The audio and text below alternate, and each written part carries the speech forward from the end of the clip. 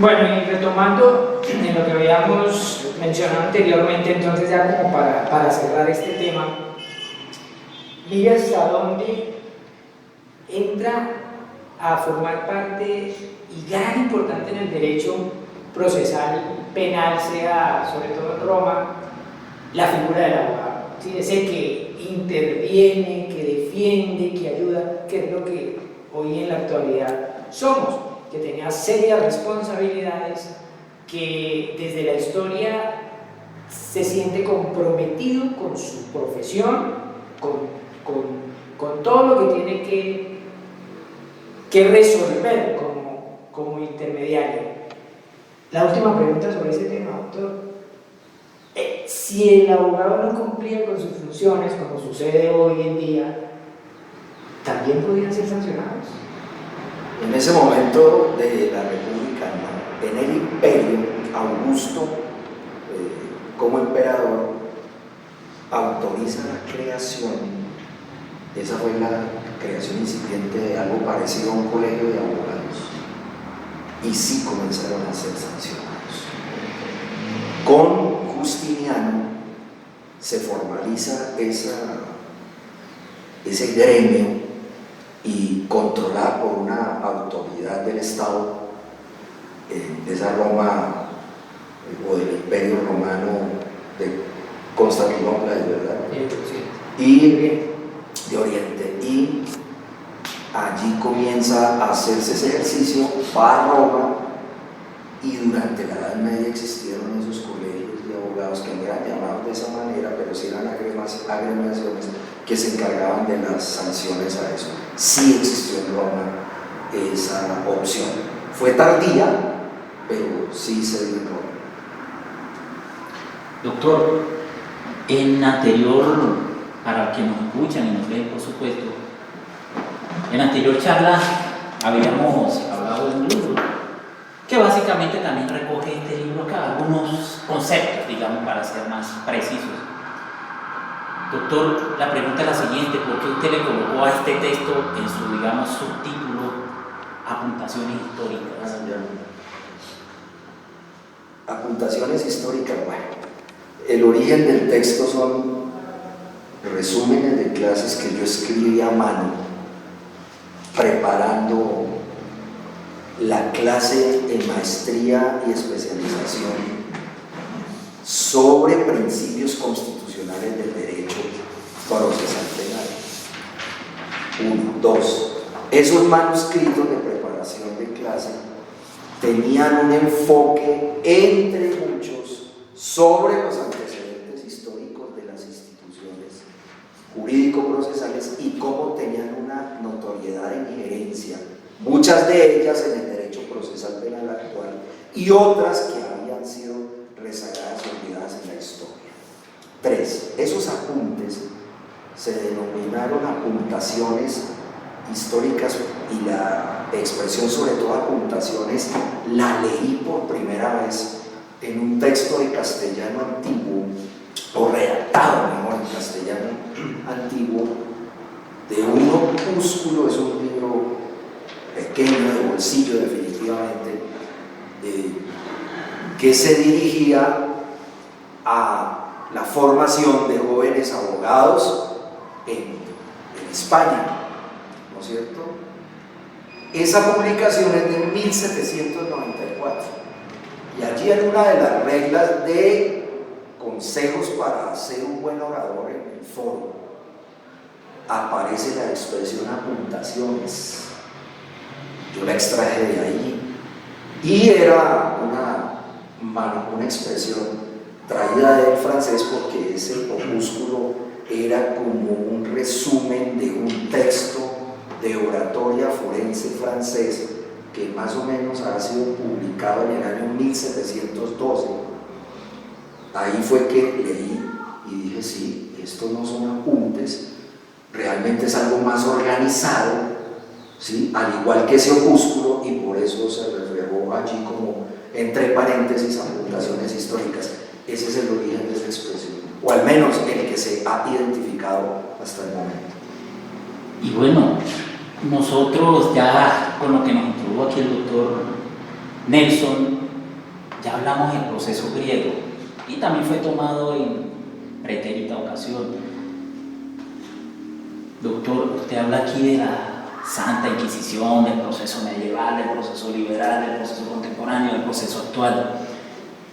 La Santa Inquisición, uno lee allí y hay como, bueno, no sé si logré entender eso, entre algo que se llama edicto de fe y auto de fe. ¿Hay diferencia o es lo mismo? ¿Eso de dónde sale? Sí, no es lo mismo. El edicto de fe tiene dos sentidos. El primero era una publicación que normalmente se adhería a la puerta de un templo en una población y aparecía el nombre de las personas que comenzaban a ser investigadas por el Tribunal de la Inquisición. Y tenía otra función el edicto de fe, que era algo equivalente a una acusación.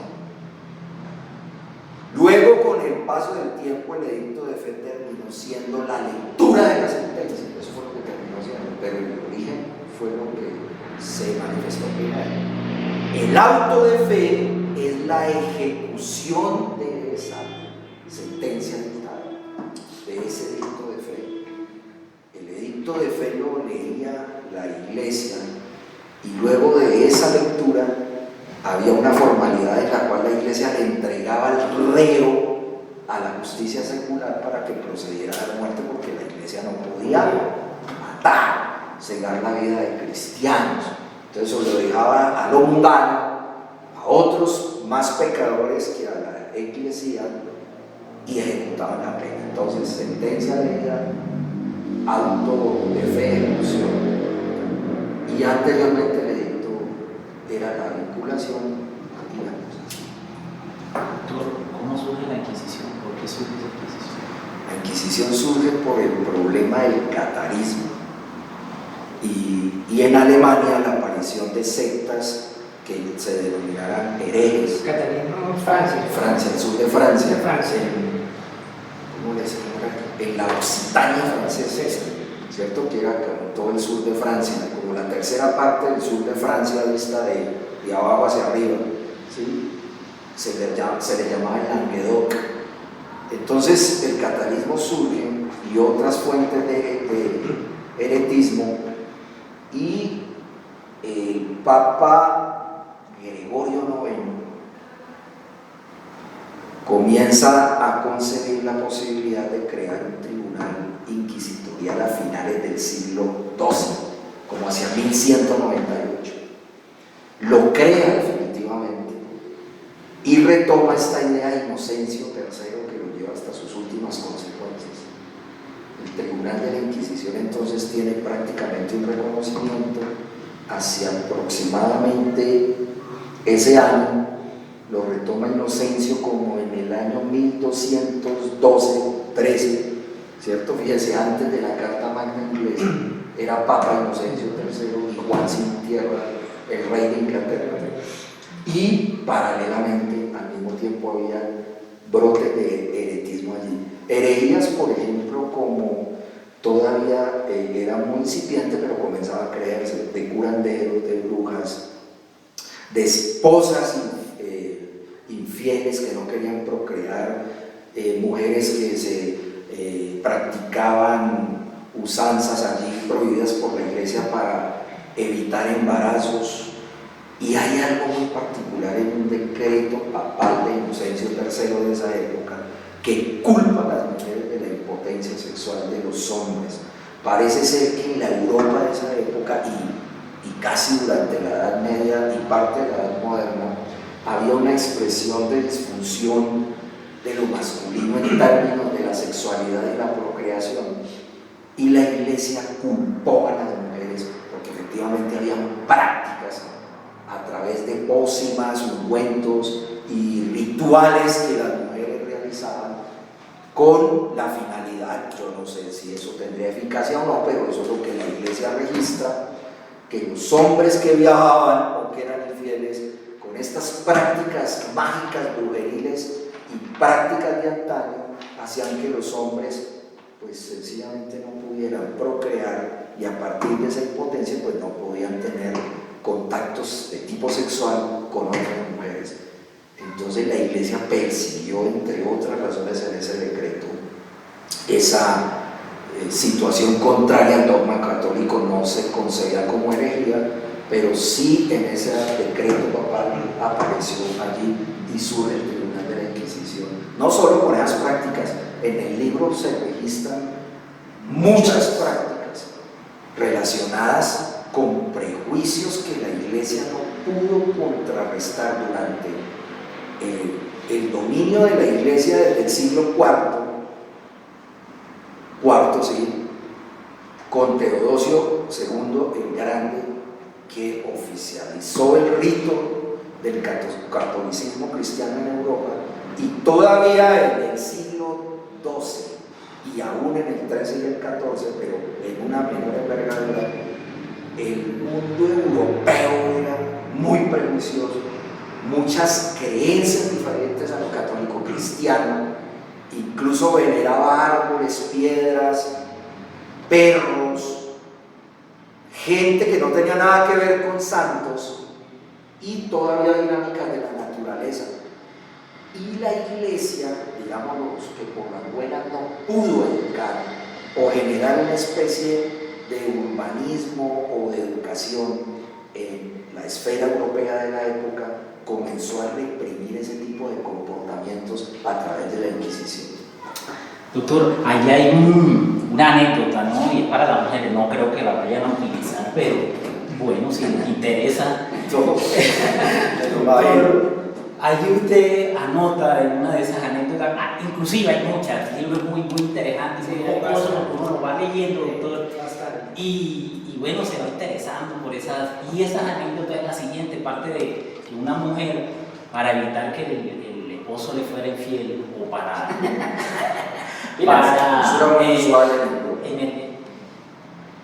tomaba un pez vivo y se lo introducía en la vagina, se moría el pez, y con eso le servía al esposo para cuando llegara, pues aumentar la potencia sexual. E inclusive, más anécdotas, ¿no? El pescado. Doctor, también hay otras anécdotas, también como esas, y era que... Permítame hacer una observación con eso. No era, entiendo allí porque son muchos los datos que aparecen registrados, era al contrario. Era para originar disfunción, no para potenciar. Potenciar. Bueno, entonces, pero póngale igual este agregado. La mujer pescaba, ese era el ritual. Parece que son rituales célticos o de antiguas culturas germanas. Pescaban, tomaba el pez, pero ojo, en sus días de menstruación, no era en cualquier día, introducía el pez. Naturalmente lo lavaba, pues se ahogaba el animal allí sin duda, en el vientre femenino, y lo cocinaba. Se entendía que eso evitaba, uno, la infidelidad y el gusto del hombre por otras mujeres, y dos, que si llegaba a tener la tentación de hacerlo, no podía hacerlo, porque naturalmente el miembro viril no iba a tener la potencia para hacerlo. Pero tenía la creencia que con ella sí funcionaba. O sea, para las demás mujeres no, para la esposa o mujer sí. Eso era lo que la Santa Inquisición. Claro, comenzó a repetir, porque comenzó a culpar a eso. No, eran prácticas usuales en Europa. Lo mismo la que... Perdón, y los interrumpo una vez más, eso es como la Santa, el Tribunal Inquisitorial, cuando comienza a registrar todos estos relatos de testigos y de sujetos activos del pecado de punibles contra el dogma católico cristiano, describían rituales donde bailaban con el diablo, las orgías, las bebidas y el consumo de ciertos alucinógenos, entre ellos la mandrágora. Según un historiador, Jean Verdon, francés, que escribió un libro que describe no solamente las historias que aparecen en parte de este texto, sino otras mucho más explícitas y descritas, en un texto que se titula las supersticiones de la Edad Media o en la Edad Media. Y allí él hace descripción de muchos de estas temáticas con relación a ese punto. Entonces, bueno, no sé si... No, inclusive más anécdotas que se pueden encontrar ahí, sobre todo en ese libro. Es como si uno leyera. Quería decir lo siguiente, y era que todos esos relatos, que casi fantásticos, porque no son mujeres que vuelan en escobas por el aire, el aquelarre, primero la aparición del diablo en forma de macho cabrío, y ya en el siglo XV, en la segunda mitad del siglo XV, aparece la figura del diablo rojo, ya con una figura de hombre completo, pero con los cascos todavía los mantiene, cuernos y demás, que surge en la segunda mitad del siglo XV en Alemania, o bueno, en la territorialización alemana de la época, pues uno era el imperio romano germánico, pero era una división territorial. Todo eso parece ser que se producía, realmente no se ha probado que eso haya tenido historia a partir de las bebidas embriagantes y sobre todo de los alucinógenos, donde la gente comenzaba a entrever esta cantidad de cosas y narraban ese tipo de relatos. Incluso termino este punto aquí. Hubo gente que logró soportar la tortura aplicada por el Tribunal Inquisitorial. Cuentan que había corrupción en las cárceles de la Inquisición que le permitían el ingreso a determinados presos, a los investigados, a los reos, para que las consumieran y pudieran ¿qué? Soportar los dolores, sino que se redujera la sensación de dolor. Y parte de ellos eran plantas también alucinógenas, y por eso estas personas, cuando eran torturadas y resistían la tortura, terminaban siendo digamos más señalados todavía por la curia de la Inquisición, por la resistencia que tenían, culpando al diablo de esa resistencia, y fuera de eso la gente daba versiones diferentes porque estaban alucinando. Fíjese, en el momento de la tortura. Ahora imagínense en la festividad donde ellos supuestamente volaban, se hacían brujos. Claro, seguramente en medio de esas alucinaciones mataban niños. Entraban en trance, ¿no? Y entraban en trances más allá incluso de cosas agresivas. Dicen que lo que en América, en la cultura indígena, se llama yagé. Parece que eran unos trances muy fuertes. Y eso hacía que la gente incluso naturalmente perdiera el sentido y hiciera locuras. Doctor, y bueno, también continuando con esas anécdotas, digamos, la Santa Inquisición llegó a unos extremos, por ejemplo, de si una persona, para determinar si era bruja, la ataban de pies y manos y la tiraban al agua, para decir, porque se tenía esa creencia de que el agua se purificaba. Si ella flotaba, entonces no era bruja. Perdón. No, así es. Y sí. un día. Esto era gracioso, eso era un ejercicio práctico. Entonces se sumergía a la acusada por brujería, y era una idea muy simpática, no sé por qué y de dónde salió. El agua, por ser pura, acuérdese que el agua es un símbolo del vínculo del ser humano con el cristianismo, el bautismo y de purificación. Entonces, si recibía la bruja, lo que hacía era el agua expulsarla, ¿cierto? Yo no entiendo cómo, ¿no? Si se sumergía, dependía de lo siguiente: uno la dejaba morir, como en Alemania, no en todos los ámbitos, y decían, bueno, Dios la llevó, el agua la recibió, la prefirió y está en este momento disfrutando de la eternidad. O hacían un conteo de tiempos, no se sabe cómo se hacía ese conteo. Daban unos minutos, si no aparecía emergiendo, la sacaban. Y bueno, seguramente sobrevivían, pero esa era la manera de hacerlo. Y esas son las anécdotas, inclusive otras, ¿no? Y al tiempo, uno está leyendo 2 libros aquí, suena raro, pero los pies de página son largos y digamos que allí uno como que tiene dos libros. Así Esa, es. esa fue intención, ¿por qué eso, doctor? Bueno, ¿Por qué de páginas tan largas? sí. Eso. Se hizo de esa manera por lo siguiente. Muy seguramente a un lector le interese única y exclusivamente los referentes estrictamente de técnica de historia del proceso. Entonces, en el texto principal, lo que se hizo fue hacer esa descripción a través de la caracterización de los diferentes modelos históricos en los que se desarrolló el proceso penal. Y en los apartados relacionados con los pies de páginas se fijaron las anécdotas para no hacer como una mezcla entre la técnica procesal y lo anecdótico dentro de la descripción del desarrollo procesal.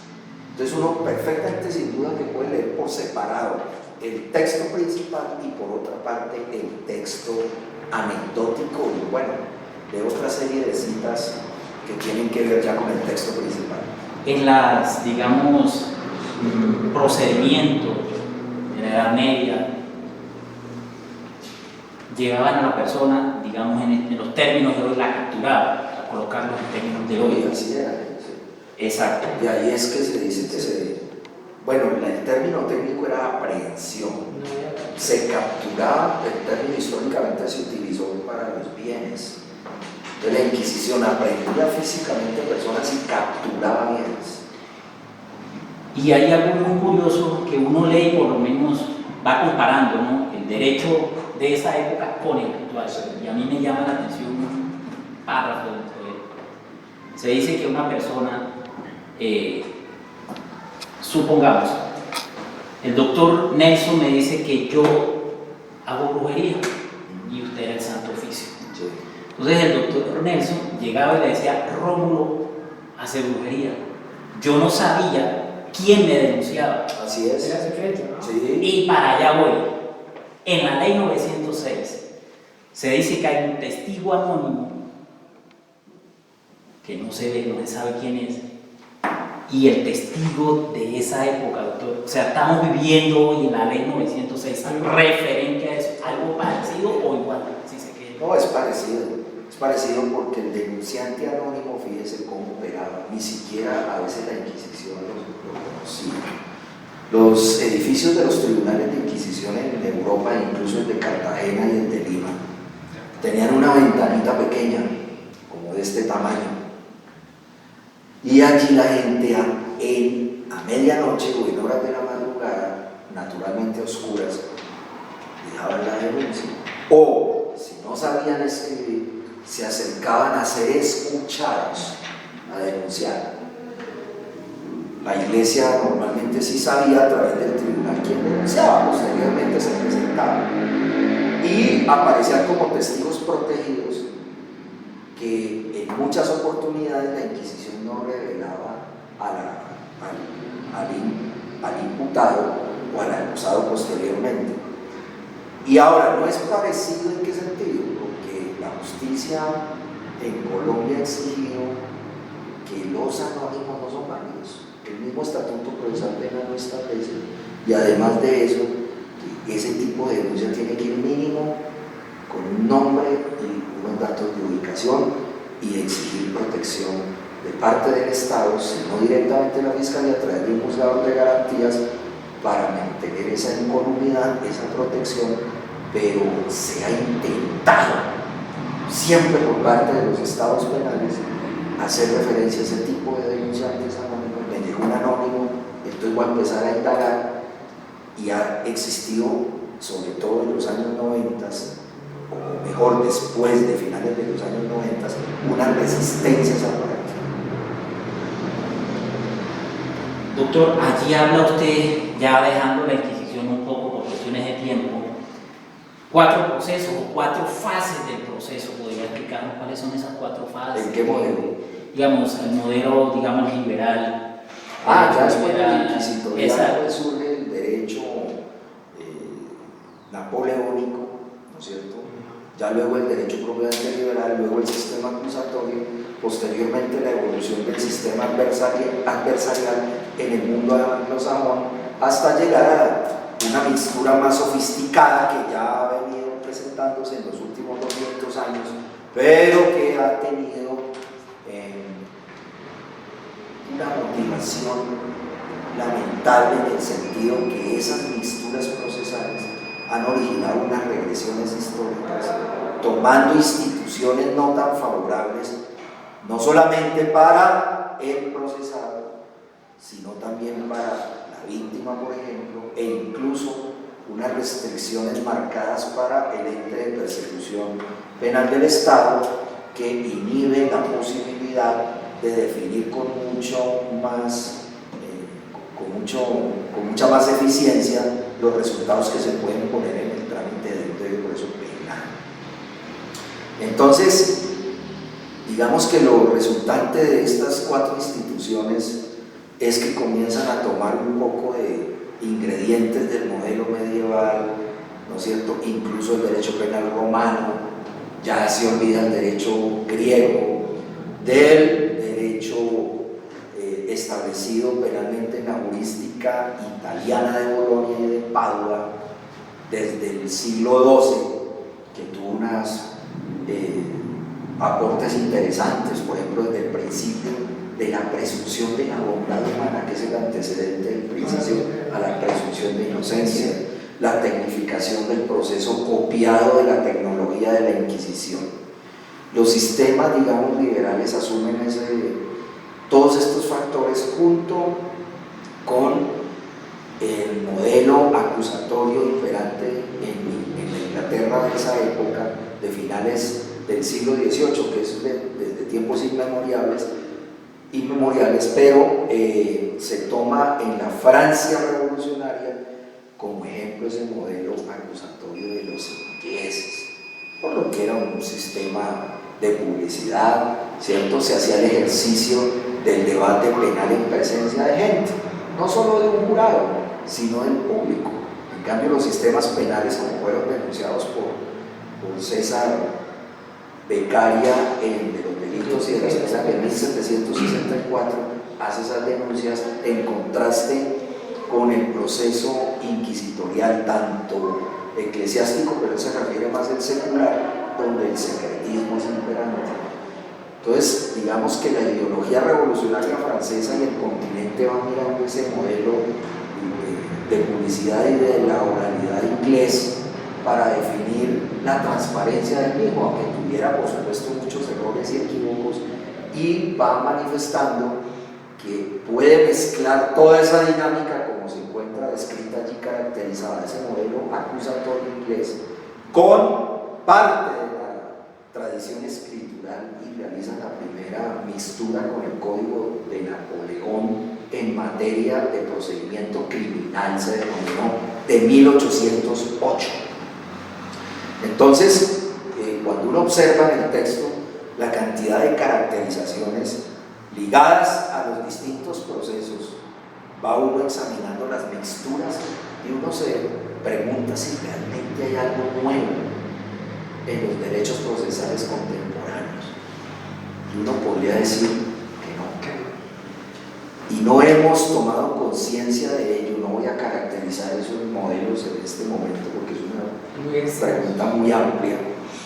Y pues el ejercicio se trata solo de condensar e inquietar a quienes nos acompañan para que profundice estas materias en el contenido del texto.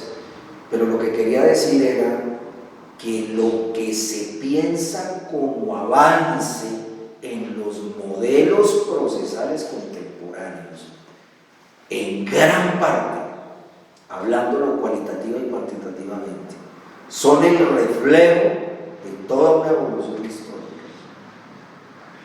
Que avanza o retrocede, eso es diciente, porque eso es lo que marca el sentido de este texto. Mirar que las codificaciones procesales que se tienen en el derecho contemporáneo son o no una buena imagen o imitación de lo favorable de ese pasado, o si trajo consigo una involución en términos de instituciones negativas, ¿no? Entre ellas algunos aspectos o muchos de la medida de aseguramiento, de la captura, de la manera como se administra prueba, la estructura del proceso en general. Entonces, eso es interesante conocerlo desde esa perspectiva para entender que lo que se tiene en el presente no es tan novedoso, que no es tan moderno como se suele considerar. Y esto no quiere decir que se desconozcan algunos aspectos que realmente son noveles, pero que no son un invento de abogado, que no son un invento ni siquiera de los más insignes juristas de la historia a partir del siglo XII, si se quiere, o haciendo un énfasis mayor en la jurística procesal penal italiana de finales del siglo XIX y en el tránsito del siglo XX. Uno de ellos, Vincenzo Mancini, que en su tratado de derecho procesal penal, él mismo se considera como el primer determinante en materia procesal penal. Siempre la jurística se dedicó al derecho sustancial y el derecho procesal, fíjense la tradición del jurisprudente y del orador, era igual. Entonces él comienza el proceso penal a rescatarse imitando el rescate que se había tenido con su paralelo el proceso civil. Entonces la jurística italiana de este siglo, por eso Carmiluti, Ugo Rocco, todos son famosos en esta época, Maggiore, Giuseppe Maggiore, porque ellos rescatan que esta disciplina no, discúlpenme esta expresión, no es la cenicienta y no ocupa un segundo plano con relación al derecho sustancial. Realmente lo que pensaban la jurística era que el proceso era una cuestión de forma, de segundo plano, que no merecía ninguna atención, que era algo muy mecánico y una ciencia muy superficial como para merecer estudios intensos y extensos sobre esos aspectos. Por eso se estancó en gran parte la institucionalidad, replicando todos esos componentes y entes que la historia había demarcado. La necesidad del proceso debido contemporáneo es no solamente dar ese reconocimiento a la historia de las instituciones favorables todavía que funcionan y se ensamblan en los códigos del presente. Dos, sino reformular y cuestionar algunas instituciones que son realmente muy primitivas, arcaicas y que entreven en el fondo una dinámica del talión como norma procesal, todavía de desquite, de venganza. Y tres, que se han de rescatar particularmente instituciones del derecho griego que han sido olvidadas y que pueden originar una democratización, o mejor, un avance en esa democracia procesal penal por la que se aboga en los estados constitucionales de derecho contemporáneos. Entonces, es por esa razón que toda esa condensación histórica y sobre los modelos liberal, ¿no es cierto?, napoleónico, acusatorio, adversarial y las misturas contemporáneas deben mucho a la historia. Hay que corregir otras, como se dijo, y por eso es menester tener en cuenta esas caracterizaciones, sobre todo para medir los niveles de retroceso con los que se ha llegado al proceso penal actual. Tratando ese tema, bueno, no es que otra vez ubicándonos en los aspectos de las anécdotas, doctor, se decía que antes las personas utilizaban la defecación de otras personas para untárselo como medio de belleza. Eso era usual, porque hacían eso, que hoy en día nos parece repugnante. Claro, eso es repugnante. Fíjense que no solo se utilizaba, bueno, como instrumento estético. Eso viene desde tiempos inmemoriales. Eso no es un invento europeo. Siria, que en la Biblia resulta registrado, en la Biblia, como el dios Ba, no recuerdo el nombre con el que se llevó o se castellanizó esa expresión. Belfegor. Era un dios que los judíos detestaban, ¿cierto? y que describen bíblicamente no solo los judíos sino otros pueblos como los romanos, y que hacía que este Dios se le rindiera culto, fíjense lo interesante por lo humano, a través de la emisión de pedos, de flatus. La gente llegaba a adorar a ese Dios, discúlpenme la expresión aquí, pero es así, pedándose, y además realizando prácticas de defecación. Parece ser que esa es una muestra de agradecimiento por la buena salud digestiva de las personas. En Roma se denominó crépito, que tenía esa función también de definir la salud en términos digestivos, y la gente llegaba allí a hacer deposiciones, no en ese momento a embadurnarse con ellas, y como decimos coloquialmente en Colombia, a tirarse pedos. El pedo era algo usual en la humanidad. Incluso la gente soportaba esos malos olores. Yo supongo que era muy natural, pues porque no existía el concepto de higiene moderno. Miren, por ejemplo, un filósofo discípulo de Diógenes el Cínico, Crates, que se casó con una hija, digámoslo así, de un noble griego, ellos son griegos, llamada Hiparquia. Y Metrón era hermano de Hiparquia y fue humillado por los platónicos. Crates es contemporáneo de Platón, y Crates retaba a Platón a punta de pedos. Platón, en la primera ocasión, en un espacio dialéctico, cuenta que planteó un discurso y Crates no hizo sino comer higos, que parece ser que activa esas ventosidades, los flatus, y dele. Entonces le contestó, solo. Y todo el mundo pues se rió. Ustedes pueden imaginarse que eso era propio de los cínicos. Miren, la cultura de lo que se ha denominado la mierda, que es así, tuvo efectos tan medicinales desde los griegos. Los romanos comenzaron a aplicarlo como una especie, las materias y las heces fecales de belleza, antiarrugas, antimanchas. Esa creencia increíblemente duró hasta el siglo XIX. Hasta el siglo XIX, incluso embadurnar el cuerpo con orines. Miren, en Roma, por ejemplo, había gente que se encargaba de recolectar la orina de los romanos con el propósito de blanquear las togas o las vestimentas y las sábanas romanas. Ya en Roma existían lavanderos profesionales. Y en Roma esto era muy curioso, es que lo que le tocó, digamos, a la iglesia cristiana para reprimir ese tipo de conductas fue colosal.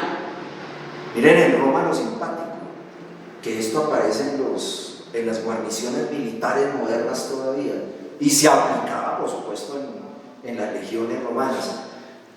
En Roma al principio no existían letrinas en las casas. Los romanos defecaban donde podían, y el Estado romano en la República se inventó los baños públicos, ¿no? Exactamente, pues baño realmente era la piscina. Se inventó digamos ¿cómo fue que dije ahora? Letrinas, y eran espacios donde habían sin división letrinas o puesticos como sanitarios. Haz de cuenta este recinto lleno de sanitarios, digamos, junto a la pared, y la gente llegaba allá y entraba como si nada. Entonces yo perfectamente nos encontramos aquí los tres, usted en su letrina, el doctor Rómulo en otro y yo en otro, y perfectamente conversamos. Y miren esto tan particular, yo no sé en qué momento se asqueró todo eso. Hoy es asqueroso, pero miren lo cotidiano en ellos. Había un cubo lleno de agua con sal y una especie palos, llamémoslo así, con una envoltura de tela, y ese era el papel higiénico de la época. Entonces el romano que terminaba, Le limpiaba la colita. se limpiaba la cola, lavaba eso y luego usted lo tomaba sin problema al mismo. Entonces miren las culturas. Por ejemplo, en la Europa medieval, sobre todo entre los siglos, bueno, lo que se conoce, o lo que he leído más bien, octavo, hasta todavía había entrado el siglo XV, después de haber los comensales quedado satisfechos en los banquetes que consumían, perfectamente podían hacer su deposición en el espacio contiguo, en el salón contiguo, en las escaleras, y eso era normal. Sí. Luego comenzó medio a educarse la cuestión, y en el caso de la micción de mujeres y hombres, lo que hacían era que habían unos criados encargados con unas especie de vasijas, ¿no? Unas cubetas, y alguien deseando ganas de orinar, se sacaba el miembro si era un hombre y orinaba ahí delante de todo el mundo. Si era mujer, se levantaba de la silla, se sentaba y orinaba sin ningún problema. Entonces, la cuestión fue, como se dice en un texto que encontré del siglo XIX sobre la historia de este tipo de procedimientos, que llegó a ser tan insoportable el hedor dentro de los hogares y en las calles, ¿cierto?, que tuvo que controlarse esto a través de instituciones. La iglesia fue el primer ejemplo, ya después las monarquías tomaron esto a su cargo.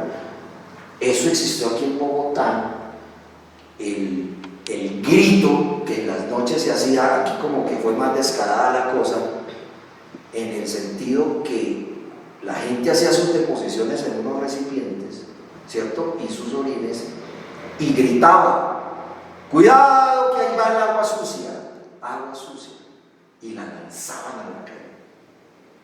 La lanzaban a la calle, la verdad fuera por cierta negligencia social, porque la idea era que eso fuera una cloaca. Las calles romanas, al igual que las calles en este caso de la Candelaria en Bogotá y en España y en Europa, eso es muy romano, tenían una abertura en el centro de la calle, o sea, era la cloaca.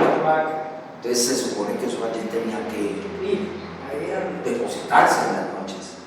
En Inglaterra y en Escocia, por ejemplo, había recipientes, no existía eso, y la gente tenía que hacer sus cosas en el día y por la noche depositaba eso, y había como una especie de organización para luego botar eso yo no sé dónde, y a veces la gente mal educada botaba eso por las ventanas gritando: Dios salve nuestra alma. Fíjese que los ingleses y los escoceses decían eso. En Colombia existe algo similar, ¿no? Alguien huele podrido por alguna razón y se salve, no le quede en la cola porque el alma la tiene perdida. Entonces, eso por el alma, porque el cuerpo ya lo tiene podrido. eso. Pero quiero contar todo esto no solo como anécdota que aparece allí jocosa, sino que cómo la iglesia también contribuyó a higienizar, a lograr conquistas humanas en términos de limpieza y asepsia. Fíjense que en culturas a los que llegaron los misioneros católicos, por ejemplo, defecaban en las entradas de las casas y no había problema. O sea, la gente estaba muy familiarizada con el olor de las heces fecales. Además de eso, con sus poderes estéticos y medicinales.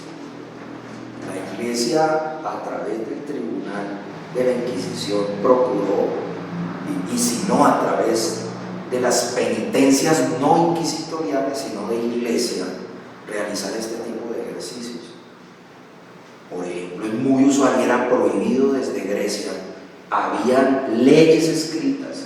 Las leyes en algún momento en Grecia se tabulaban en piedra o en mármol y se ponía un mensaje debajo: prohibido, así traducen los historiadores esto, prohibido orinar y cagar, ¿no?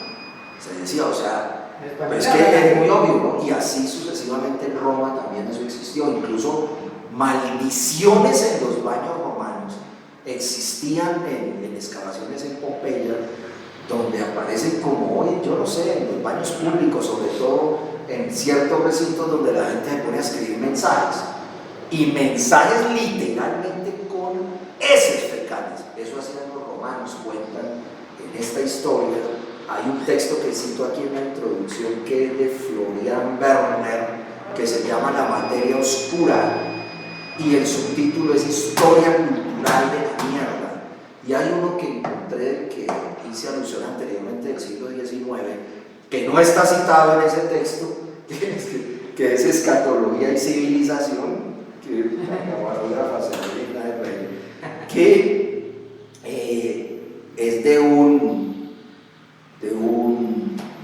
antropólogo e historiador que le sirvió a la Marina estadounidense, que hizo una recopilación, pero que está resumida en este texto, titulado así, y el autor es John Gregory Burke, ¿no?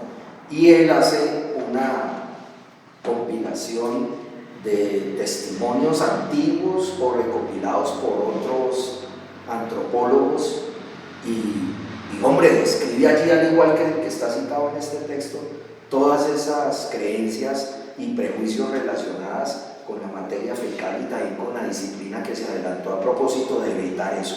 Imagínense en un mundo contemporáneo, la gente orinando en las calles, depositando sus heces fecales en cualquier esquina, en el andén, en la puerta de su casa, como se acabó de describir, untándose eso en el rostro o en el cuerpo para evitar ciertos problemas, y asimismo con la orina se bebía. Hoy aquí en Colombia todavía yo he escuchado en ciertas regiones donde le comentan a usted o le aconsejan que para quitarse una fiebre o ciertos dolores digestivos se tome uno una cantidad de la propia orina. Sí. Fíjense que es un rezago de lo que queda. Para dolores de cabeza, pañitos. La iglesia sufrió mucho con eso porque la gente, ante la represión ideológica del cristianismo, una manera de protesta era ir a defecar en las alrededores o en las puertas de los templos. Y la gente fue castigada con ocasión de ese tipo de cosas. Hay mucha anécdota interesante aquí en Colombia sobre este tipo de cosas, que en pequeños detalles, lamentablemente hasta la calvicie, la creencia de ser hijo de un oso, fue castigada duramente por la justicia secular e inquisitorial en Alemania, porque se tenía la creencia que las mujeres iban al bosque para que un oso las accediera, y normalmente se daban cuenta de eso en razón a que el joven que se daba a luz era un poco corpulento y velludo, muy velludo. Entonces, de una vez la iglesia o la justicia secular presumía que esa mujer zoofílica había concebido un hijo con un oso. Eso se tuvo creencia en Europa hasta el siglo XV, hasta entrado el siglo XV. Ustedes se imaginan las torturas, los vejámenes y todos los sacrificios que tuvo que soportar lo femenino en estas circunstancias.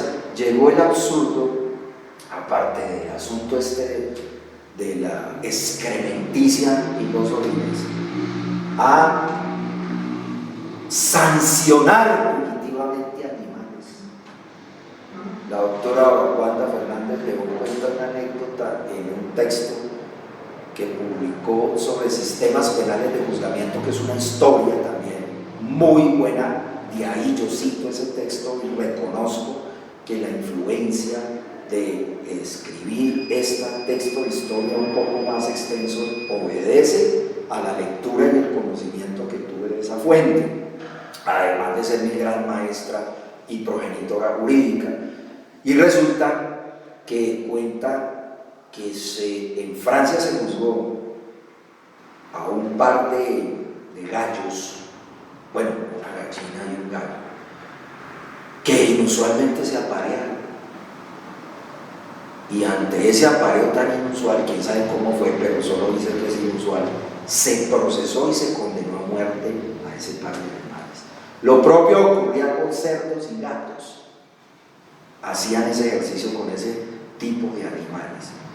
Y bueno, eso se entrevé, e increíblemente todos estos componentes de disciplina, de la disciplina como castigo, y particularmente como castigo penal, que uno puede llegar a concluir, no lo planteo yo, lo he leído en textos de antropología y de historia de este tipo de acontecimientos humanos, sobre todo retomados desde los años 70 del siglo XX por la historia francesa, en los cuales en estas especificidades fue reprimido el ser humano y da como resultado el hombre civilizado que somos hoy. Hace poco procesaron a un gallo porque cantaba muy temprano en España, en una región de España, no recuerdo bien en qué sitio, porque cantaba muy temprano y despertaba a la comunidad. Mire lo curioso, usted está hablándonos de anécdotas antiquísimas, muy anteriores, y hoy seguimos con unas ideas que nos dejan impresionados. ¿Por qué? Porque pronto se desconocen ciertos criterios históricos, pero la historia siempre va a servir de base para cosas futuras. En este caso, el proceso penal, como lo hemos ido conversando. Y así, quienes tengan la oportunidad de digerir todo lo que se escribe, todo lo que se plasma en este texto, va a encontrar de estas anécdotas, entre muchas, que lo harán reírse, que lo harán asombrarse, que lo harán hasta reflexionar y preguntarse si eso que pasó anteriormente, hace mucho tiempo, pasa actualmente. Y siguiendo con la dinámica del conversatorio, entramos a un tercer capítulo que usted tituló El debido proceso. Y usted entra a hacer referencia a lo debido. Entonces, ¿por qué? Porque lo debido es una relevancia y hemos visto a través del concepto de persona, desde el concepto del proceso, a través de la historia, de lo que hablamos, si hubo o no hubo un debido proceso. O sea, ¿qué era lo debido y qué era lo que no se tenía que hacer? Prácticamente, si vemos así en términos generales, podemos decir, uy, no, aquello secreto no era debido, debía ser público, o que el que denunciara debía darse a conocer. Entonces, y ya nos ubicamos, y voy a ser más exacto, en el año 1215. Y ahí sucede algo importante, ¿no? Es lo que le da como apertura a ese concepto de debido proceso, y es que tiene que ver algo con la Carta Magna. Inglaterra, Juan sin tierra. ¿Por qué el debido proceso se puede ubicar desde ese punto, desde esa fecha, desde ese acontecimiento? ¿Qué tiene que ver ese acontecimiento con el debido proceso? Bien, me puse a auscultar a propósito de ese concepto, ¿no? Porque el proceso se adjetiviza como debido, y logré conseguirme el texto en una publicación de la Carta Magna de 1215, que no fue una, sino 3 cartas, y todo el problema allí era relacionado con la economía de los bosques. La Carta Magna no solamente se le exige al soberano en ese momento, Juan sin tierra, como factor de coparticipación del poder de la nobleza inglesa con relación al monarca, sino que era un problema económico relacionado con la devastación de los bosques que estaban realizando colectividades humanas, digamos siervos o el campesinado inglés de la época. Entonces, lo que estaba haciendo era un pacto legal entre el monarca y la nobleza para territorializar y encerrar lo que se denominaban bosques comunes, ¿no? Que fue a propósito lo que se logró a partir de entonces, excluyendo la idea de lo común en el bosque. Ahora, no es cierto que aparezca la idea de lo debido en esa época. Cuando se lee, yo no recuerdo si es el artículo 30, iba a decir 38, 39, pero es el 39, allí no aparece la expresión debido, aparece la ley de los varones, ¿no? Y el proceso de ley o de las costumbres del reino. Sí. Entonces, por primera vez me doy cuenta que allí no aparece esa manifestación del debido proceso, sino que es más bien anacrónica y se instala en un momento histórico que no le corresponde.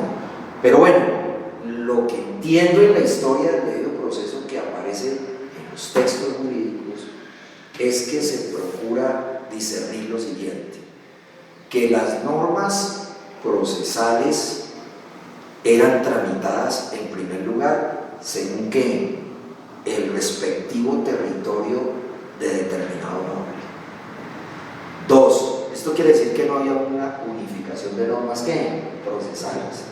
3. Que cada principado, que cada condado, que cada varón, que cada marqués estipulaba las propias reglas procesales.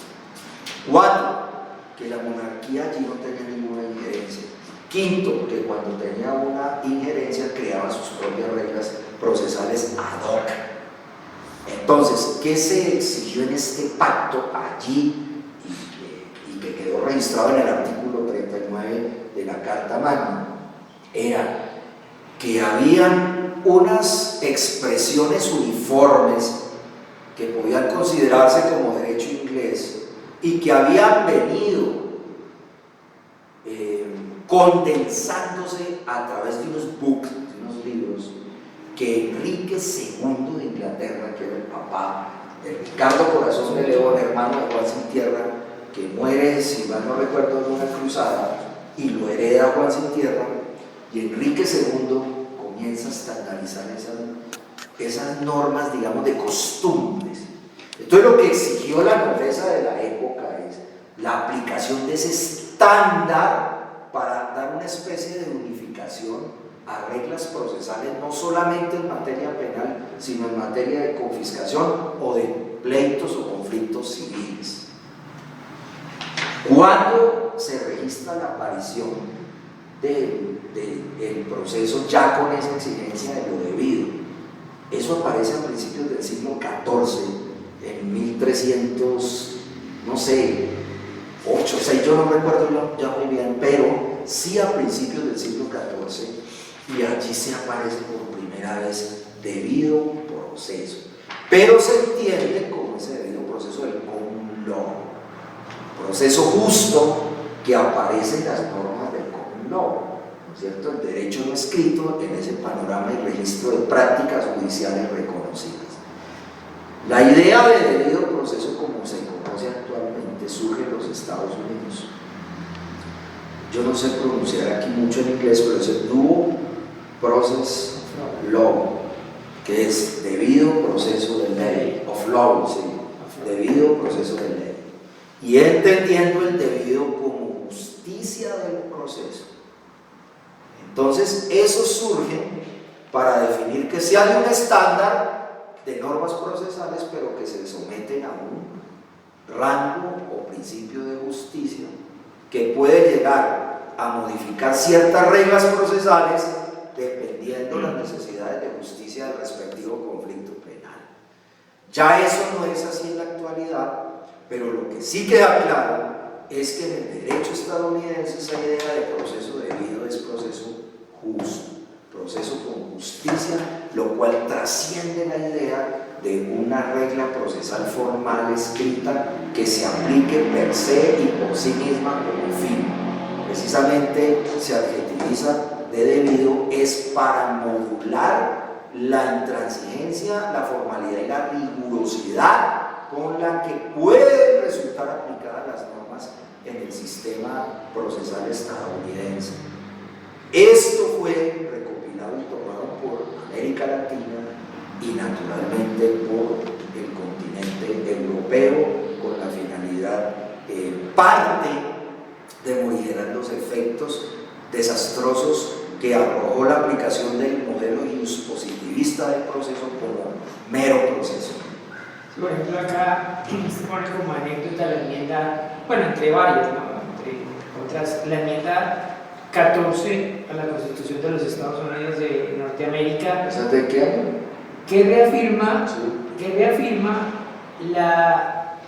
el establecer que ningún Estado podrá privar a cualquier persona de la vida, la libertad o la propiedad sin el debido proceso legal. Entonces, miren que Eso es como en finales del siglo XVIII. es de 1769 más o menos, No, primavera del después. 69, del 89. Sí, eso debe ser sí, después de 1776. Es la decimocuarta.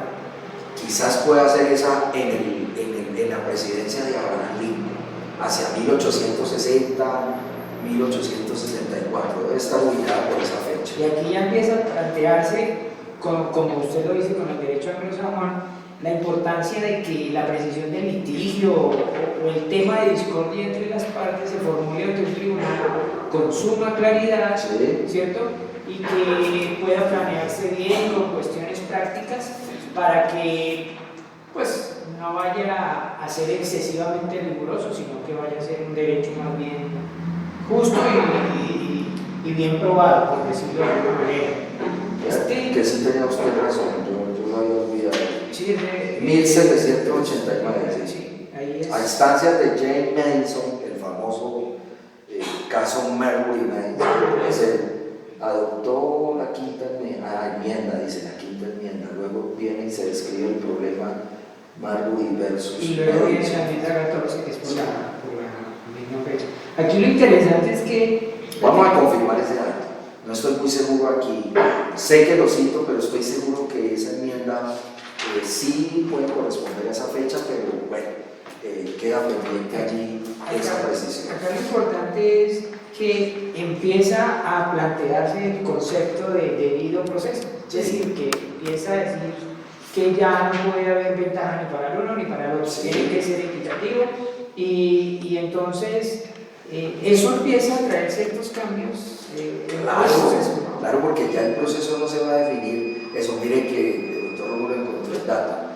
Dice, enmienda 14 de la Constitución de los Estados Unidos de América, 1868. Efectivamente sí tenía el referente, me equivoqué en el lapso, pero sí recuerdo ese dato con Abraham Lincoln. Sí, gracias, doctor Rómulo. Y entonces empieza a plantearse ya como algo más justo, más Claro, y tiene una equilibrado, axiológica impresionante, lo que significa un debido proceso en el Estado constitucional contemporáneo. Y pasando al cuarto tema, que es la seguridad jurídica, en lo leído entiendo que pues no es históricamente como entendemos hoy el concepto de seguridad jurídica. No. Es más bien, según lo que usted plantea aquí, es más bien una manera de administrar a la ciudadanía, de que haya un orden. Hay que entender que para el contexto que usted está citando acá, y me corrige, siglo XVI más o menos, siglo XVI, No, siglo... la seguridad jurídica sí como está registrada. Históricamente, sí, el concepto. la aparece en Inglaterra en el siglo XIX. Y aparece es porque había aumentado la población, había mucha pobreza, el comercio era muy capitalista, entonces... Muy formal. Sí, y entonces existía toda la gente de la zona rural se vino a la urbe, y entonces Los primeros desplazamientos forzados de la historia fueron esos, ¿no? Fueron por el capitalismo. Bueno, los primeros no, una de las tantas manifestaciones. ¿Y eso qué hizo? Que la demografía urbana creciera. Entonces empezó a aparecer el vagabundeo. Había leyes de maleantes y vagabundos en Inglaterra. En Colombia en el siglo XIX Se manejó eso. la ley, y se llamaba parecido, como en Francia, en Europa, la ley de maleantes y vagabundos. El Era curiosa. el bandolerismo, Sí. los delincuentes. Bandolerismo que llegó luego a la Asociación para Delinquir y luego hizo el tránsito al concierto. Entonces empieza el Estado a plantearse que, a ver, tanta gente, tanto indisciplinado, esto hay que darle una estabilidad. Plantea usted en los apuntes históricos, pues que el Estado tenía que asumir unas políticas de represión para controlar todos estos factores indeseables. Esto es lo curioso, ¿no? Indeseables, pues en términos puede ser peyorativo hoy porque si lo vamos a la actualidad, pues infortunadamente para muchos hay situaciones, hay personas que son indeseables para la sociedad.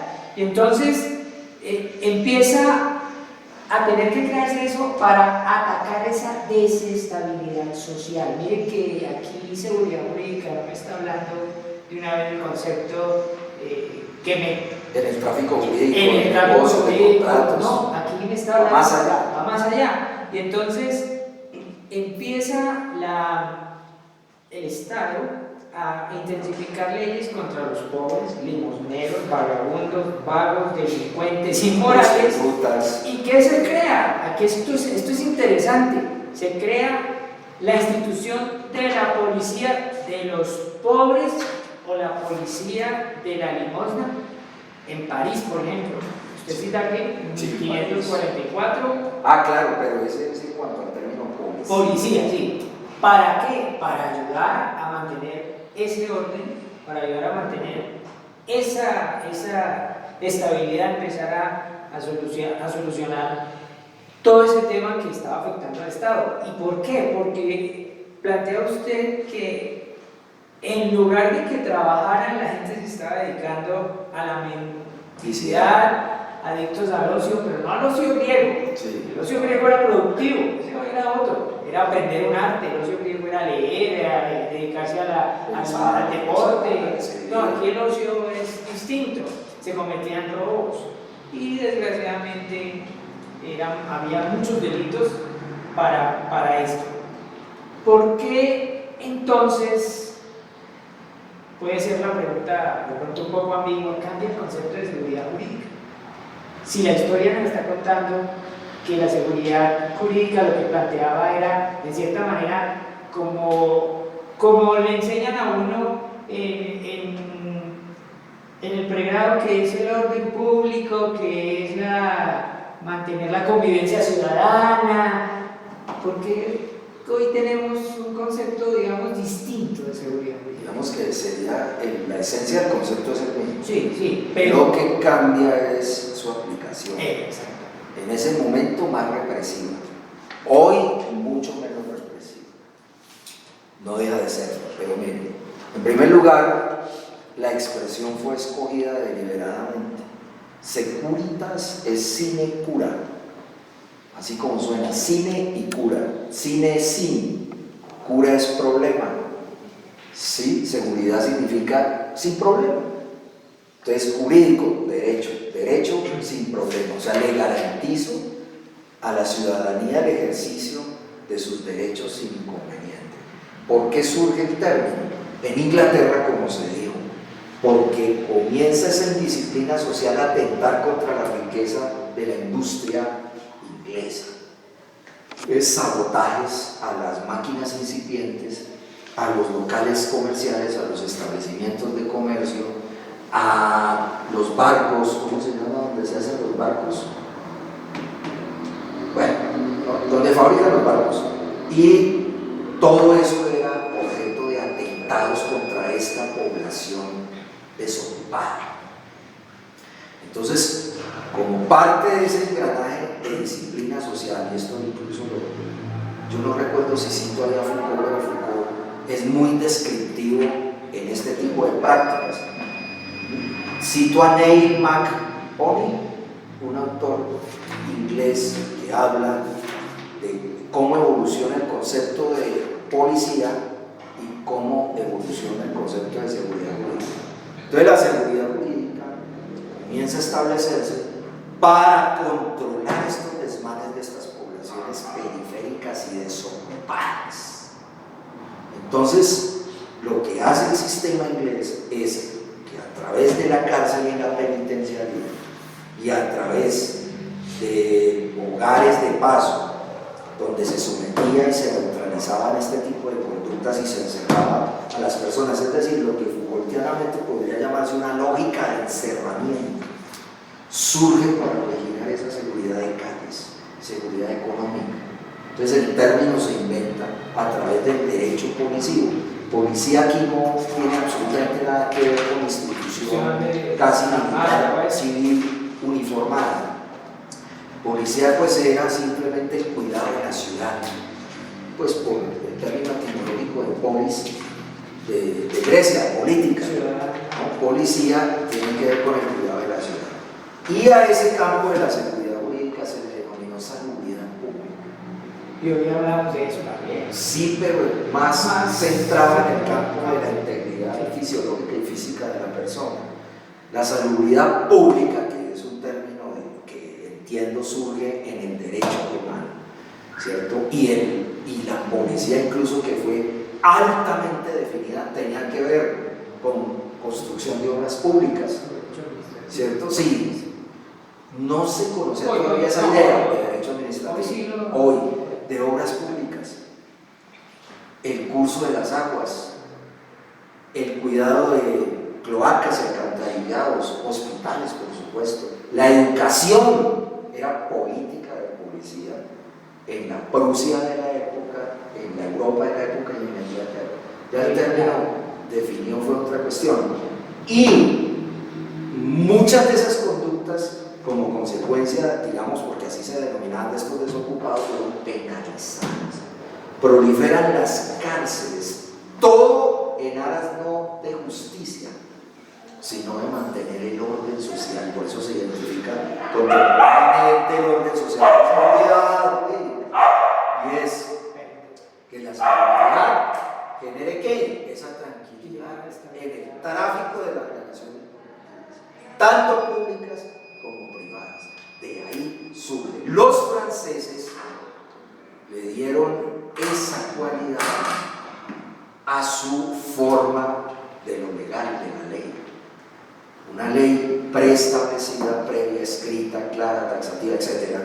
Era una ley que, además de originar ese orden, implicaba ¿qué? Securitas juris, seguridad jurídica.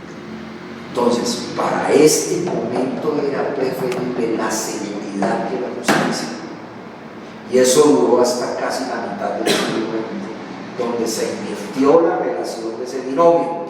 Hoy, la idea es que mantenga el equilibrio, seguridad jurídica y justicia, pero cuando hay una tensión constitucional entre seguridad jurídica y justicia, tiene que vencer la justicia sobre la seguridad jurídica. Por eso en el derecho constitucional contemporáneo y en los sistemas normativos actuales se percibe ese sabor a inseguridad, ¿no es cierto?, a dispersión normativa y a cierta incertidumbre en los contenidos de los materiales jurídicos contienen. Y esa es la sensación, se suele decir por los sujetos fundamentales y los operadores del sistema, que ya no se sabe qué es lo que el derecho prohíbe, manda y permite. Sin embargo, es una de las consecuencias de la democratización de la idea de lo jurídico para atenuar y morigerar la seguridad jurídica, incluso sacrificándola en el caso que entre en colisión o choque normativo con la justicia. Interesante, sobre todo porque el último tema de su obra, podemos concluir en este cuarto punto y hacemos una nueva charla después. no terminemos nada. Sí. Esto es Muy corto. sí, porque es que la pregunta es No es que tenga fe, ni me disculpa porque tuvieron una buena intención, me parece que dos personas les llamen la atención, sobre todo mi hermano cercano a mí, alguien tan cercano a mí como el doctor Rómulo, les llame la atención un texto de esto. Y bueno, me parece ingenioso que a través de preguntas y respuestas se explique grosso modo lo que significa un texto. Ya se había hecho el ejercicio anterior con el doctor Leguía, con otro texto que montará en la plataforma electrónica, en el canal de YouTube respectivo, con el nombre de César Augusto Londoño Ayala, para complementar todo esto. Pero bueno, está bien, tendremos la paciencia, no tengo afán, sino que me preocupa el tiempo de ustedes. No, es porque a mí me parece interesante sobre todo la secuencia de los capítulos. Si empezamos, como dije ahora, solo el proceso, a mí me despega. pasamos debido proceso, seguridad jurídica y cerramos con democracia. Democracia, es el último capítulo. ¿Y por qué digo que es interesante? Porque la democracia condensa todo. Condensa el proceso, social, condensa a la persona, condensa la seguridad jurídica. Esa es una afirmación que se ha hecho contemporáneamente en lo que ha significado en filosofía del derecho la democracia deliberativa, que es un derivado de la democracia comunicativa o dialógica de Habermas, Appel, herederos del pensamiento de la escuela de Frankfurt y de Gadamer y del pensamiento de Heidegger. Muy interesante esa afirmación. Y sobre todo porque condensa, como digo, condensa todos los temas anteriores y los temas respectivos. Y sobre democracia usted hace sus apuntes históricos sobre la democracia griega. Sí. Básicamente porque realmente es la que, digamos, es la base de la democracia en general, ¿sí?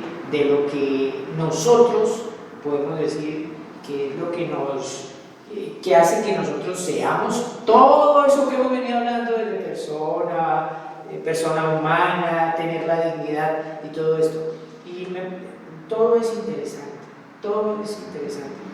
pero hay algo que sé que muchas personas o pocas personas conocen estos términos, y quiero que en lo más simplificado que usted pueda, ¿por qué hablar primero en democracia de justicia dialogal?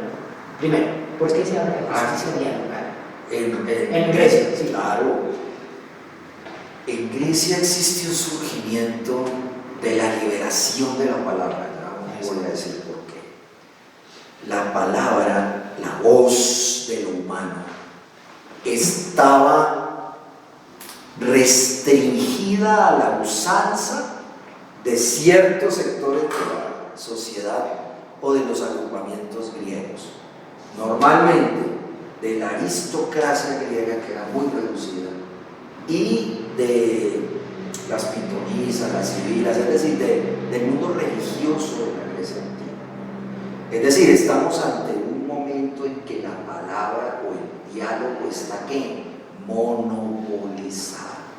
Solo ciertos actores humanos tienen la posibilidad de hablar con trascendencia política, social, económica, cultural y religiosa. El resto de la masa, que antes del logro de lo democrático se llamaba eleos, que significa pueblo, ¿no es cierto? Pero ojo, un pueblo sin palabra, un pueblo sin la posibilidad de comunicar ni de decir, ni siquiera de vociferar a través del disenso de la oposición en materia de los ámbitos que ya se mencionaron. Entonces la palabra, que tiene poder decisorio, se encontraba administrada y en manos de unas pocas agrupaciones sociales. Hacia el siglo VI, Clístenes realiza unas reformas, y Clístenes, ¿qué hace? Instala el pensamiento democrático, y la lógica del pensamiento democrático es que abre las puertas de esos esquemas de posesión y monopolio del palabreo del lenguaje y los socializa a la ciudadanía griega. Fíjense. Claro, siguen excluidos del uso de la palabra mujeres, esclavos, niños, bárbaros, ¿no? O sea, extranjeros, prisioneros de guerra, etc. Pero lo importante aquí es que más allá de la aristocracia y más allá del poder religioso que administra la palabra y toma decisiones con notoriedad y trascendencia colectiva, se trasciende ese cerramiento, y el helios, que era llamado pueblo, se transforma en demos. Miren lo interesante de ese cambio, es que nada es gratuito en la historia. Demos para entender un pueblo que habla y que decide. Entonces, se libera la palabra Empieza a haber de la más aristocracia. más participación. Claro. ¿Y qué hace? La democracia es el palabreo de más gente para tomar decisiones en la polis. Pero fíjense que democracia viene de dos expresiones del indoeuropeo, Damón y Kratos. Damón no es pueblo. Miren lo interesante, la expresión Damón que da lugar a democracia significa dividir. O sea, demos es dividir. Y Kratos es ¿qué? Poder. Es decir, lo que implica, al parecer, de manera rigurosa, la expresión democrática es división del poder. Y se divide el poder entre el pueblo y la institucionalidad que representa en parte como poder ejecutivo al pueblo. Y el pueblo que auto decide lo concerniente a la legislación. Se libera la palabra. Surge la idea de palabra en libertad. Que hoy, gracias a todos los sufrimientos que han tenido que padecer muchos pueblos humanos, se ha logrado en los términos de la comprensión de la mayor cantidad de seres humanos que pueden dar utilización a esos caracteres dialogales y comunicacionales de la palabra. Por eso es importante en Grecia eso. De Clístenes hay una anécdota interesante, y es que cuando en la época de Grecia, en la época en que Clístenes vivía, unos tiranos apoderaron del poder. Sí. A él lo desterraron. Eso era Lo desterran muy frecuente. él lo desterraron, pero la misma ciudadanía, la gente se rebeló contra esos tiranos. Los logran vencer, los derrocan y llaman a Clístenes. Llaman a Clístenes para que empiece a darle un orden a esa Grecia, a la Grecia de la época. Así es. Empieza y vuelve Clístenes, pero Clístenes empieza a pensar: ¿y cómo hago yo? ¿Cómo hago yo para que todos puedan participar? ¿Cómo hago yo para que todos estén contentos, satisfechos? Y entonces él es el que empieza a crear, como lo ha dicho el doctor César Augusto, las bases de esa democracia, porque inclusive... Y lo bello de las expresiones que la caracterizan. Claro. Isotimia, isonomia, isofonía, isofonía, Son una muchas cantidad de características que hoy merecen incluso ser tenidas en cuenta, por decir algo, para una reforma a nivel procesal. Preguntarse si existen esos términos del lenguaje griego, una democracia procesal penal o no. Y termino la anécdota porque Clístenes, caminando sobre la playa, ¿sí?, cerca al mar, dice: ¿cómo hago yo para que una decisión sea justa? Entonces se le ocurrió llevar piedras blancas y piedras oscuras, o sea, encontrar piedras claras y piedras oscuras. De ahí el famoso el ostracismo, Sí. la elección, la votación. Es que esa era la manera como comenzó a originarse la votación en Grecia, a partir de una especie de piedras como arepas, planas, y eran así, negras y blancas. Y empieza... Blanca para el sí, negra y negra para el no. Y entonces los historiadores esto lo encuentran en textos de derecho griego, democracia, y se lleva una primera elección, y esto da pie para que en Grecia empiece a hablarse de una democracia, es decir, de una participación, de un poder hablar, de un poder referirse al tema, de poder definir situaciones de la misma ciudad. Y bueno, aquí nos podríamos extender, pero ya hay que decir unas cosas adicionales allí. La democracia griega implicó lo que usted acaba de decir, participación. Una participación indica partir, es decir, dividir, y actuar dividiendo. Miren que casi significa lo mismo que democracia, y eso se contiene en el artículo 1 de la Constitución Política de 1991, cuando plantea que las personas tienen el derecho a participar de las decisiones que los afectan. Eso es muy griego. Faltan naturalmente muchas de las cosas, pero se quería aquí decir lo siguiente: para un griego la democracia no solamente era política, en materia de proposiciones legislativas y demás. El griego veía democracia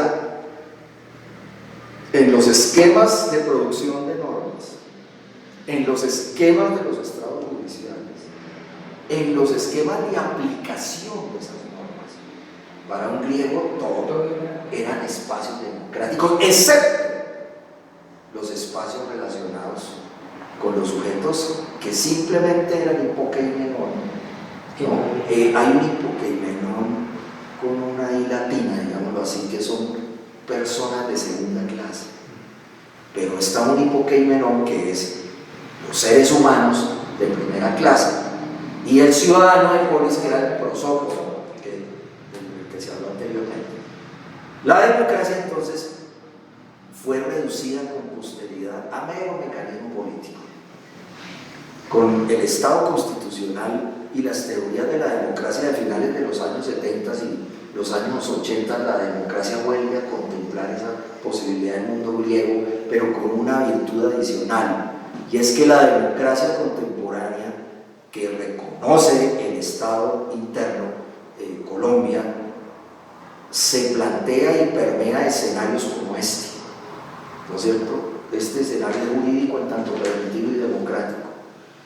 Los escenarios de las relaciones entre esposo y esposa, eso es un escenario para la constitución política democrática. La relación padre-hijo, democrático. La relación entre extraños, democrático. Una discusión entre diferentes, democrático. Una charla de cafetería, democracia. Un acto de audiencia, democracia. Una intervención informal solicitada por un ciudadano en el órgano de producción de las normas jurídicas, democracia. Entonces la democracia liberal quedó superada, porque la democracia liberal era una democracia ya censitoria, o de censos, censitaria, o democracia de las mayorías, y única y exclusivamente aparecía como democracia en el sentido político, en los términos de elegir y ser elegido, y por supuesto allí correlativamente del ejercicio del sufragio universal. Entonces, el constitucionalismo, lo que he leído hasta el momento, casi desapercibidamente, trajo ese modelo nuevamente, pero realmente tiene un antecedente en el derecho constitucional griego. Y miren unas expresiones de la democracia. No recuerdo si están incluso allí citadas en ese texto. Y es que un ciudadano griego, ante la emisión de una ley, podía impugnar la legalidad o la justicia de esa ley ante el mismo órgano legislativo. Fíjense, impugnando la injusticia de la ley, como una especie de acción por inconstitucionalidad de la ley, pero que se adelantaba ante el mismo órgano que la produjo. Incluso en la justicia griega podía dejarse de aplicar una ley por ser injusta en un caso específico. Miren que es un parecido a la excepción por inconstitucionalidad de la ley. Eso los griegos ya no conocían. Y los griegos a eso le llamaban no la aplicación de la nomos, que es ley en griego antiguo, sino de la epiekeia, que es la equidad. Los griegos entienden la equidad, miren esto tan hermoso, desde lo democrático, como una corrección de la injusticia de la ley. Y la equidad siempre ha significado eso, que corrige las injusticias hoy. Bueno, hoy no, hasta mitad del siglo XX, en términos de igualdad y libertad. Para eso era la equidad. Por eso aparecen los códigos civiles contemporáneos y todavía el Código Civil por allá con una fuente auxiliar del derecho que ya no es auxiliar, porque el tránsito al derecho constitucional hace de la equidad lo que hoy se conoce como la denominación de proporcionalidad. La proporcionalidad como principio es el sucesor o la consecuencia, si se quiere, de la epiekeia, de la aequitas romana y griega, y refleja lo que significa la proporcionalidad como corrector del sistema jurídico, controlador de la justicia del sistema jurídico. Fíjense lo interesante de esta cuestión. Estamos hablando de historia participa. Es como algún día que tengamos una oportunidad, esta que es muy exquisita, un diálogo de este carácter, hablar, por ejemplo, ahora se me pasó el dato, ya, de cómo la ponderación que hoy está tan en boga fue históricamente lo que siempre ocurrió, solo que se causaron con esas técnicas muchos vejámenes, y que Aristóteles sofisticó el concepto, ¿cierto?, de justicia correctiva a través de lo que más o menos puede construirse como fin, medios y relación fin-medios. Pues eso es el test de proporcionalidad actual o de ponderación. Fin, adecuación. Medios, necesidad. Relación fin-medios, proporcionalidad en estricto sentido.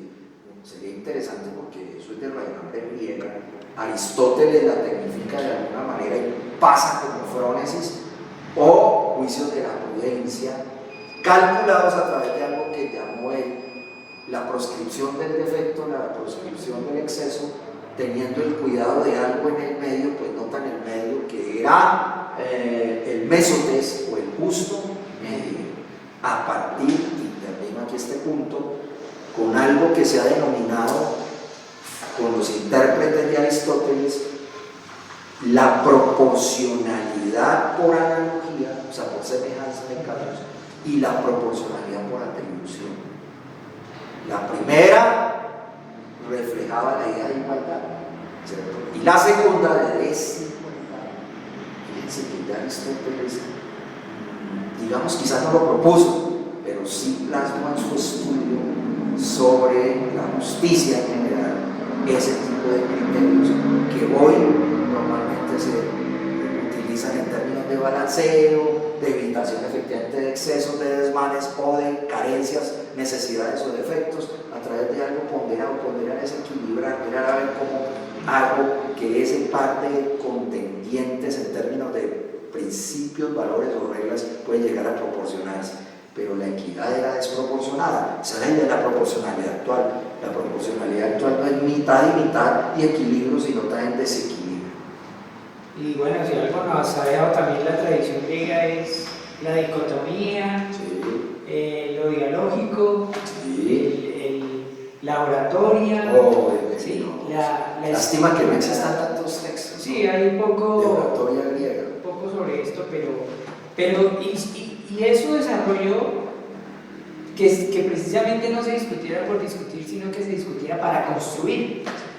Incluso hoy están los sofistas rescatándose a propósito que no eran destructores ni leguilechos, sino también edificadores de pensamiento, un poco más informal, pero en todo caso constructores de mentalidades útiles a la Lo sociedad. que pasa es que la misma historia se ha encargado de desprestigiarlos, ¿no? Sí. De hacerlos como a un lado y peyorativamente el término, tanto así que cuando se habla en teoría de la argumentación sobre las falacias, sofismas y paralogismos, uno tiende en la doctrina a leer y a citar a los sofistas. Bueno, es grosso modo. Se nota que queremos hablar más, por supuesto que queremos, pero bueno, la historia es la niña interesante. de cámara tiene que ir a atender la familia y los doctores también en sus propios hogares. Y bueno, quien habla también atender sus propios asuntos. Fue algo muy exquisito. Yo anticipadamente, antes de que termine, les agradezco. Fue un ejercicio delicioso, bastante largo, un poco exhaustivo, pero edificante. Yo como autor simplemente hago la invitación y me tomo esa atribución irrespetuosa y atrevidamente en que esto que se habló aquí se contiene en este texto que ya ha sido citado ampliamente, y ojalá lo adquieran y contribuyen, entre otras razones, al apoyo de la plasmación de ideas del autor aquí desde el punto de vista histórico, y naturalmente lo que puede generar como crecimiento del conocimiento a ustedes y a todos. Bueno, damos por finalizada esta charla. Mencionarles solo dos cositas. Una, los tratamientos de belleza que trata el doctor César Augusto Londoño Ayala no lo vayan a aplicar acá. La historia. Y bueno, ha sido un placer tenerlos a ustedes acá, junto al doctor Nelson Londoño. Muchas gracias, doctor César, muy amable. Doctor, Y también agradecimiento a la señorita Noraime Guerrero Barbosa, que fue la niña que nos invitó un tinto, que fue la persona que nos colaboró con esta grabación. Muchas gracias, jovencita. Y agradecerles a todos y Y sí, a gracias leer y a prepararnos cada día más. Gracias. Gracias.